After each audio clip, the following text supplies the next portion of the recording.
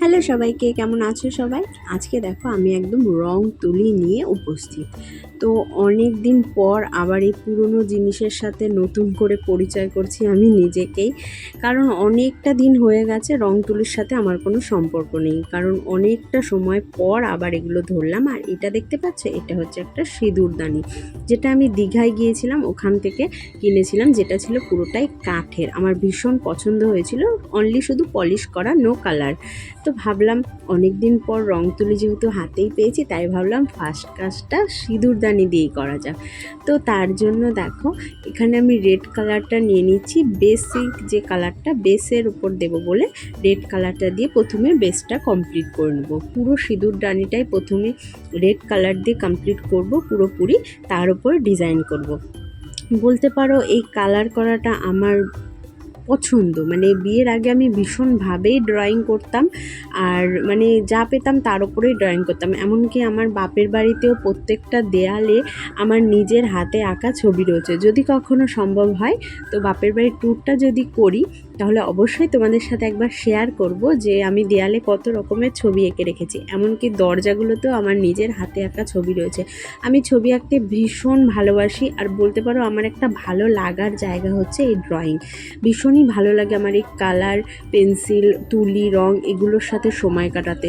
তুমি যদি সারাদিন এর সাথে দিয়ে দাও সময় কাটানোর জন্য, তো আমি এক পায়ে রাজি। তো অনেক দিন পর আবার এগুলো নিয়ে বসে পড়েছি, কারণ এখন বিয়ের পরে সংসার, বাচ্চা সব কিছু সামলে সময় আর হয়ে ওঠে না যে আমি একটু রং তুলির সাথে নিজেকে নিয়ে একটু সময় কাটাবো।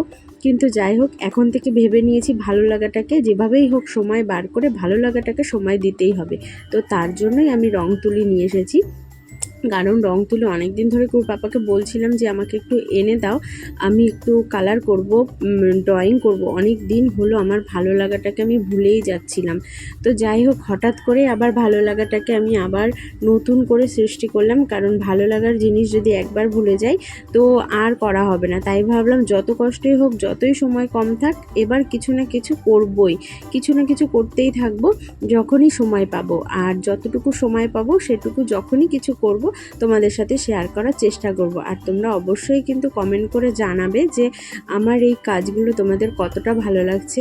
আর তোমাদের যদি ভালো লাগে, তোমাদের ভালো কমেন্ট পাই, তখন আমার এই কাজগুলো তোমাদের সামনে তুলে ধরার জন্য আমার ভীষণভাবে আগ্রহ হবে আরও বেশি করে।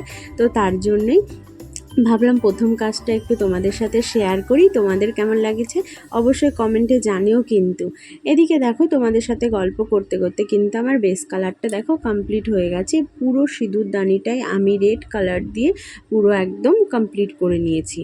আর তারপর হচ্ছে একটু শুকোতে হবে, কারণ যখনই কোনো বেস কালার করা হয়ে যাবে এর ওপরেই তো নতুন কোনো কালার আর চাপাতে পারবো না বা ডিজাইনও করতে পারবো না। তো তার জন্য কিছুক্ষণ এটা শুকোনোর পর তারপর আসছি। তো কিছুক্ষণ শুকানোর পর তারপর আমি এখানে দেখো হোয়াইট কালারটা নিয়ে নিচ্ছি। হোয়াইট কালার দিয়ে এখানে আমি একটু কিছু লিখবো, মানে সিঁদুরদানিতে আমার একটু নতুনত্ব একটু ইচ্ছে হলো করি, যেখানে আমার আর আমার হাজবেন্ডের নামটাও থাকবে, আর একটু কিছু সিঁদুরদানিতে লিখে রাখবো। তো সেখানে আমি সেটা হোয়াইট দিয়ে প্রথমে করছি, তার উপরে হয়তো কালার চাপাবো। এখনও ঠিকভাবে কি করব বুঝতে পারছি না, কারণ পুরোটাই নিজের মন থেকে যা আসছে তাই করছি। অনেক দিন পর মানে তুলি আর রং হাতে পেয়ে বলতে পারো আমি ভীষণ খুশি, মানে ভীষণ এক্সাইটেড যে আমি কি করব। তো সেই ভীষণ এক্সাইটেড থেকে যা মনে আসবে আমি আজকে সেই সবই এটার ওপরে চাপাবো, মানে কালার দিয়ে। তো দেখো এদিকে আমি রেড কালারটা করার পরে হোয়াইট কালার দিয়ে করছি। যেহেতু ফ্রন্ট ক্যামেরা ছিল, তো তার জন্য লেখাটা তোমরা ঠিক এখন বুঝতে পারবে না। পুরোটা কমপ্লিট হয়ে গেলে তোমাদের একদম ব্যাক ক্যামেরায় আমি পুরো সুন্দর করে দেখিয়ে দেবো যে আমি কি লিখেছি বা কেমন কেমন ডিজাইন করেছি। আর জানো তো এই ধরনের কাজ করতে অনেকটা সময় লাগে।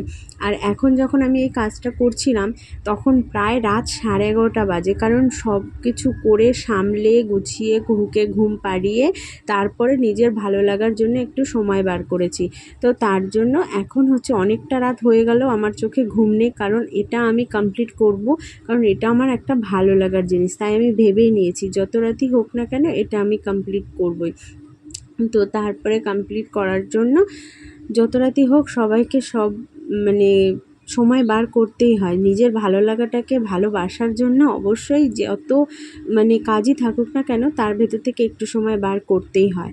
তো সেই রকমই আজকে আমি বার করেই নিয়েছি অনেক চেষ্টা করে, কারণ আমি ভেবেই নিয়েছি এবার থেকে আমার ভালো লাগাটাকে ভালোবাসতেই হবে। কারণ অনেক দিন হলো আমার ভালো লাগাটাকে মানে আমি মনেই রাখছিলাম না, এত বেশি অন্য কিছু মানে সংসারের ভেতরে আর বাচ্চা নিয়ে সব কিছু নিয়ে ব্যস্ত ছিলাম। তো যাই হোক, ভালো লাগাটাকে ভালোবেসে এবার দেখো তোমাদের সাথে গল্প করতে করতে অনেকটা ডিজাইন আমি কমপ্লিট করে ফেলেছি। আর যেহেতু কালার কম্বিনেশনটা মানে তোমরা হয়তো এখন বুঝতে পারছো না, এখানে রেড, ইয়েলো, ব্লু, হোয়াইট এটার উপরেই আমি কমিউনিকেশনটা করেছিলাম। কারণ বেশি কালার হচ্ছে গিয়ে দোকানে পাপা পায়নি, শুধুমাত্র এই 4টে কালারই পেয়েছে। তো তাই ভাবলাম যাই হোক, এই 4টে কালার রয়েছে, এটা দিয়েই আমি আজকে শুরু করব। কালারের অপেক্ষায় থাকলে আবার 2-1 দিন পিছিয়ে যাবে।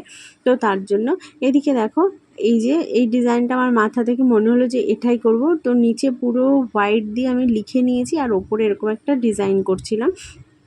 তো এই যে ডিজাইনটা করছি, আর জানোই তো এই রং তুলির কাজ খুবই সূক্ষ্ম কাজ, খুবই ধীর স্থিরভাবে করতে হয়।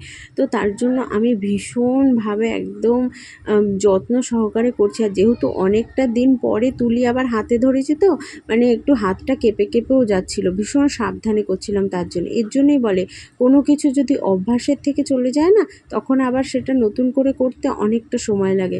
একটা সময় এই তুলি ধরে যেমন খুশি আমি আঁকতাম, আর এখন কিনা তুলি ধরে আঁকতে গিয়ে আমার হাতটা একটু কাঁপো কাঁপো হয়ে যাচ্ছে। কিন্তু কিছু মানে করার নেই, চেষ্টা করলে আমি জানি আমি আবার সেইভাবেই তুলিটা ধরতে পারবো। যেহেতু অনেক দিন পর আবার মানে করছি, তো তার জন্য একটু কেঁপে কেঁপে যাচ্ছে। তাই নিজের ওপরেও মানে একটু ভয় ভয় লাগছিল যে ডিজাইনটা একটু মানে এলোমেলো না হয়ে যায়। তো যাই হোক, অবশেষে নিজের ওপর কনফিডেন্স রেখে আমি ডিজাইনটা করছি। তো হোয়াইট কালারটা যেখানে আমি লিখেছিলাম তার ভেতরে আবার রেড দিয়ে একটু হাইলাইট করে দিচ্ছি, কারণ রেড দিলে হোয়াইটের ওপরে মানে কালারটা একটু বেশি। ওইদিকে দেখো রাত হয়ে গেছে, তবুও কুহু উঠে পড়েছে, কারণ আমি না ঘুমালে সেও ঘুমায় না। তা উঠে পড়েছে, ওই দেখো উঠে পড়ে ওদিক থেকে উকি ঝুঁকি সব দেওয়া শুরু করে দিয়েছে।